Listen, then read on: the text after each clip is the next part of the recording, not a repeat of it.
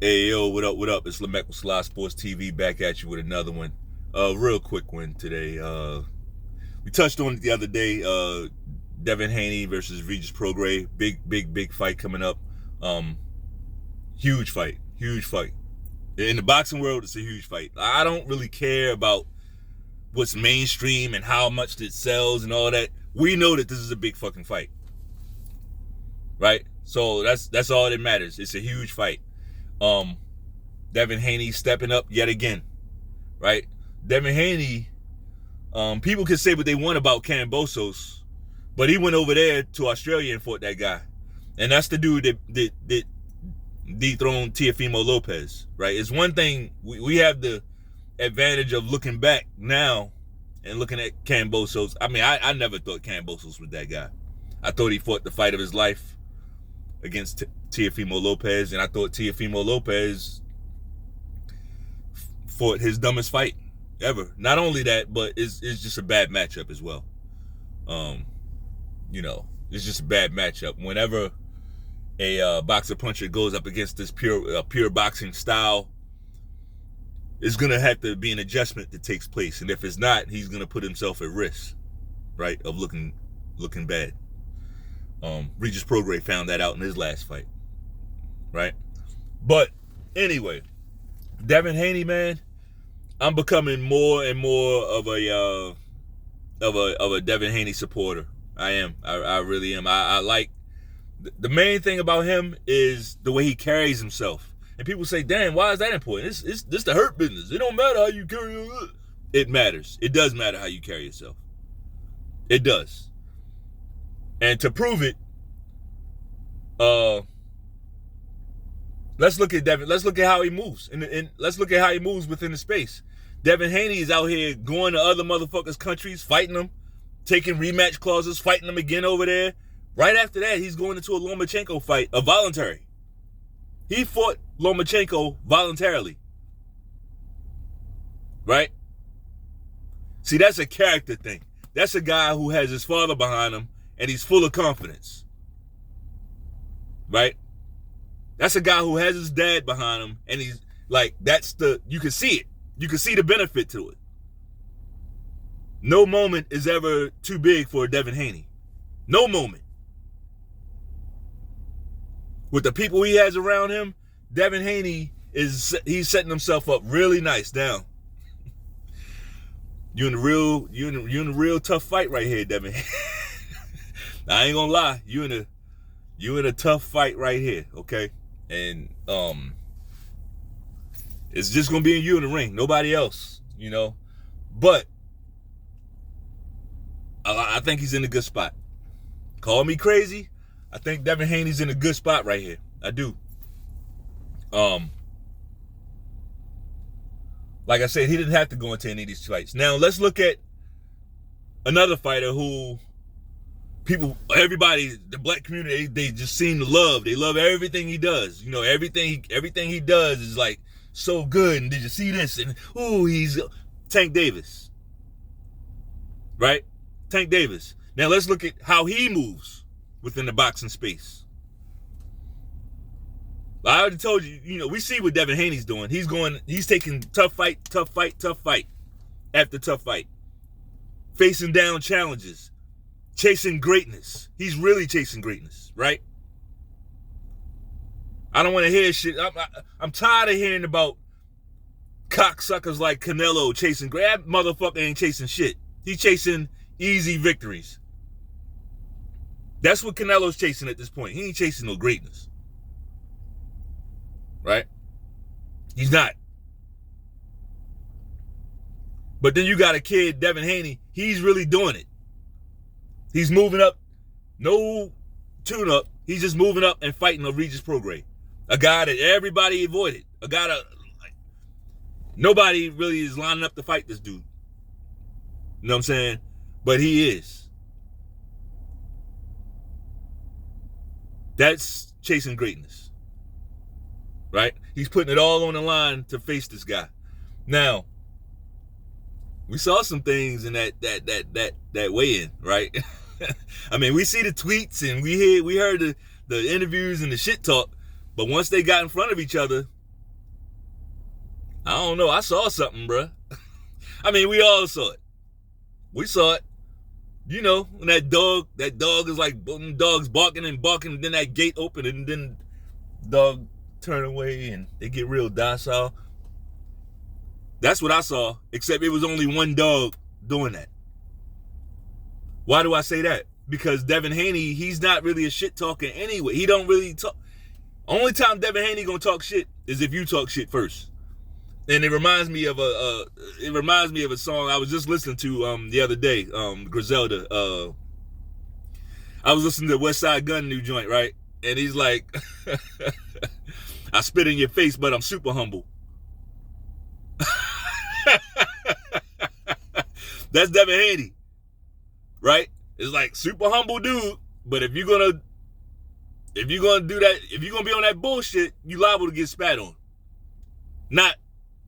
Devin Haney's probably not gonna spit on you. I'm just talking about like figuratively. And what do I mean exactly? He's gonna talk the most savage shit. You think you talking shit, he's gonna talk way more savage than you. But you would never get that.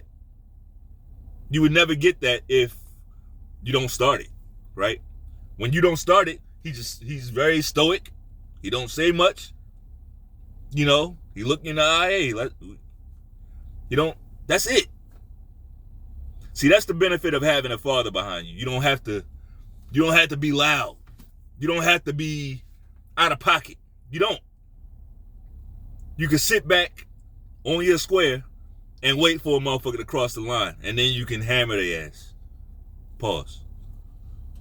But yeah, man, we got a fight coming up, and I see some shit, man.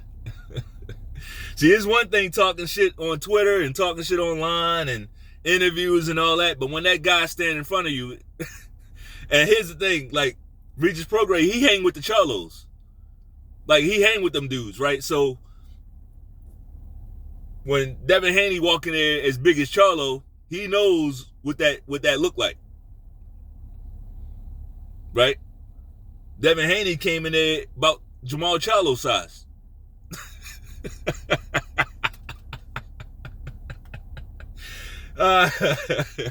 Bro, this is gonna be an interesting fight, and it's not just because it's not.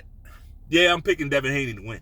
I am, but it's not. I picked him in my last video, right before the weigh-in. Check the tape. I mean, if I'm wrong, I'm wrong, but I'm going with Devin Haney in this fight, and here's why. He is a bigger guy. He's a bigger guy than Regis Prograis. We didn't know that. You know why we didn't know that? Because Devin Haney was draining himself down at lightweight all that time. And I'm glad I'm glad he moved up. Like, he's a bigger guy than Regis Prograis. Another thing about Devin Haney, very durable. Very durable guy. I keep hearing this shit, oh, he's chinny, because he got hit with a shot and he might have wobbled a little bit. That doesn't mean you're fucking chinny. Like, if I hit you in your chin, you gonna be asleep. Most of y'all ain't gonna be wobbly. Most of y'all gonna take a nap. Do that mean you chinny? No. Yeah, like your chin, a chin is a chin. A chin is most people's weakness. Most people. Now, you got a few anomalies out here. It's a few anomalies that can take a shot like that. But most people, you hit them on the chin, on the button like that, they're going to at least get wobbly. So that's why we supposed to think Devin Haney is chinny, because he got wobbled. How many times has Lomachenko been knocked down? Because Devin Haney ain't never been knocked down. But Lomachenko actually been on the fucking canvas, but I don't never hear y'all calling him chinny. I don't never hear that. Like, look, little background about me. I'm a conservative. Hey, you can take it, run with it. I don't give a fuck. You can love it, hate it, or be indifferent with it, right? So I'm hip to the people playing a race card when it don't need to be played. I'm hip to it. I'm also hip to the unspoken of bias, right? The unspoken of racial bias. I'm not like just because I'm conservative don't mean that it don't make me Jason Whitlock, right? Because I probably shouldn't even say I'm a conservative. I probably should just say I'm an Israelite, because when you say I'm an Israelite, we already know, like a real Israelite. We already know that comes with a conservative way of life. We should already know that. Right? So that's what I'll say from now on. But yeah, man, I saw something, Regis Prograis, he like the energy was different, right? The whole time they was on the stage, Devin Haney, he's looking over there, he's looking at him, right? He's looking at him, he's looking at his trainer, listening to what they saying, he's looking at him. But the whole time, Regis Prograis, it was like he was in self-reflect mode, like he's like up there like thinking, like he's he's squinting and shit, like what the fuck am I getting myself into? Right? Go back and look at that. Devin Haney Regis Prograis was up there looking confused. He was looking baffled. He was looking confounded up there on that fucking stage. Like, hold up, what the fuck? How does nigga so fucking big, man? How is this nigga so goddamn big, man? And it's boxing, so it's not just big alone. It's not like size in and of itself ain't gonna win you no fight. Size in and of itself will not win you a fight.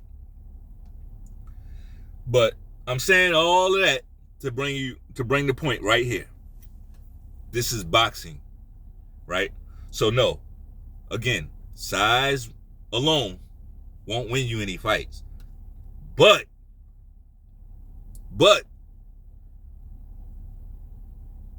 if all things are equal, size is a major factor, right? That's if all things are equal. Follow me. That's if all things are equal. But in this fight, all things are not equal. All things are not equal. Regis Prograis, from what we know, Regis Prograis has a decided power advantage. From what we know. And why do I keep saying from what we know? I'll come back to that. Regis Prograis has a decided power advantage. Who has the speed advantage? Devin Haney.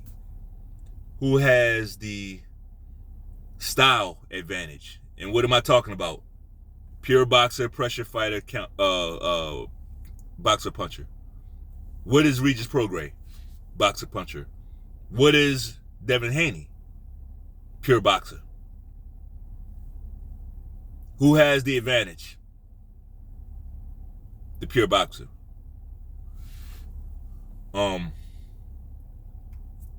Who has a more diverse bag, right? Who has the more diverse bag? Devin Haney, right? Regis Prograis, he has an awesome. I love watching Regis Prograis fight. His upper body movement, like he's gonna give you all that upper body the whole time. He's gonna give you upper body movement and pot shots and shit. But it looks great. It looks great. But against a pure boxer, I don't see the opening. He's not busy enough. He won't be busy enough to create openings against a Devin Haney. He won't. And when he tries to go front foot heavy and go in attack mode, he's gonna leave himself open. Because that's not his base style. Make sense? Does that make sense? Like, I'm telling you what's gonna happen.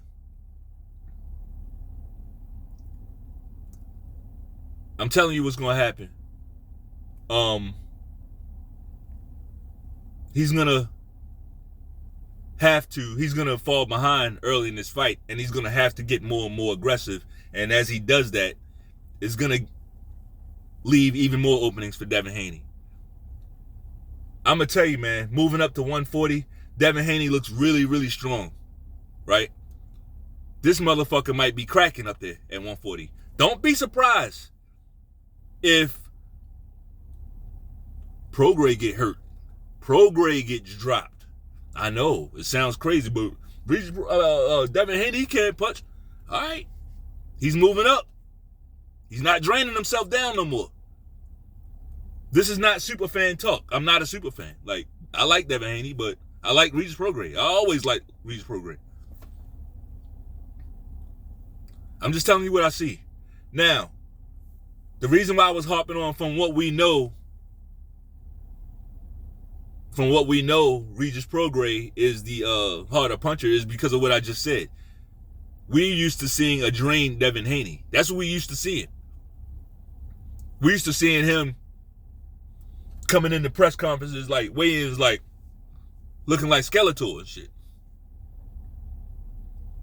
Right? We ain't used to seeing him coming in at full strength. We're not used to seeing that. I mean, think about it. He fought Lomachenko in the middle of Ramadan. He fought Lomachenko in the middle of Ramadan. Which I believe is, I'm not Muslim, but I believe that's fasting, a time of fasting, right? That's when he fought that guy. Right? So, got to keep this stuff in mind, man. You got to keep this stuff in mind. Psychologically, Devin Haney is one of the strongest fighters in boxing. I just think I think he has what it takes to be extremely successful in the sport. And that means it's not just based on him going undefeated. To me, I think with the support system Devin Haney has around him, the way he is as a person, as a boxer, I think he has the stuff in him to bounce back strong from a loss. Right? Because you got to look around him. Who's around him? Whereas a lot of these other guys, Tank Davis and guys like that, look at how they move. Like, Tank Davis get knocked out, he's finished. If Tank Davis gets knocked out, he's going to be finished. Why? Because of all the shit they talk. All the energy they put out. It's like, now you out here, like, looking crazy.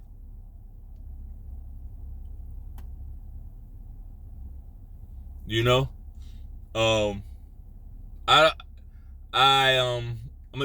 One last thing, and then I'm gonna be out of here.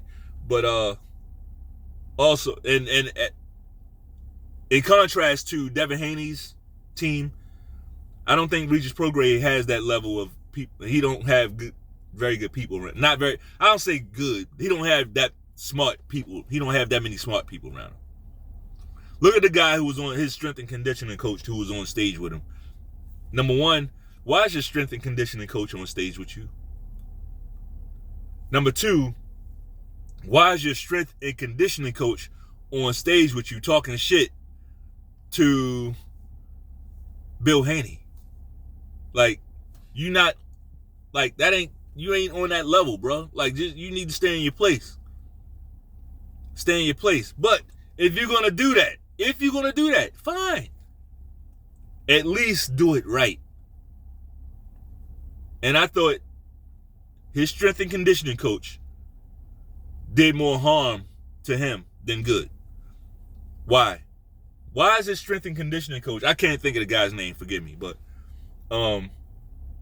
why is Regis Prograis' strength and conditioning coach up there talking about Shakur Stevenson? And why you ain't fight Shakur? Why you ain't fight Shakur? What? We fighting you. The fuck you mean? What you mean? You trying to get out the fight now? What you mean why we ain't fighting Shakur? Why we ain't fighting Tank? We fighting you. That's why. I want your belt. What belt do Shakur Stevenson got? The last belt Shakur Stevenson got, he lost it on the fucking scale.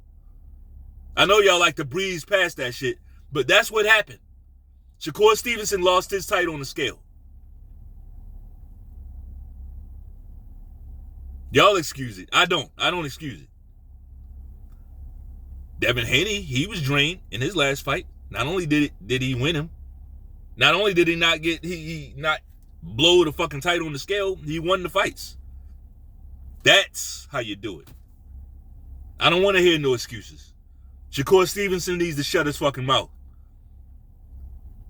He had a title and lost his title on the scale. Terrence Crawford don't lose titles on the scale. Nope. Errol Spence don't. Errol Spence even said it. He's like, man, people call me a weight buddy. I ain't never lost no title on the scale.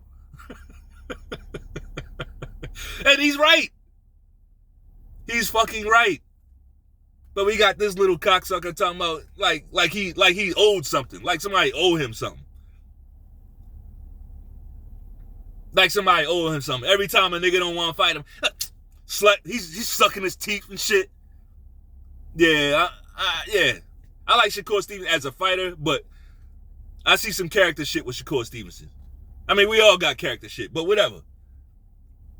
Whenever it's a black fighter across from Shakur Stevenson, you see this motherfucker sucking his teeth, talking about, he a bitch, rolling his eyes and shit. I'm like, bro, why you acting like that?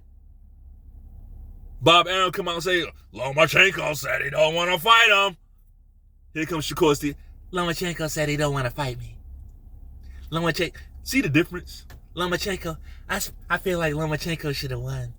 It should be me versus Lomachenko. Shut the fuck up. Shut the fuck up. You lost the title on the fucking scale. Maybe you have a little more leverage if you didn't do that. Shut the fuck up. Get it out the mud. Get it out the fucking mud. Trying to piggyback off somebody and shit. Anyway, this ain't about Shakur Stevenson. And that's all I got for this video. If you like the video, shit, bang off on that like button. One time. Peace.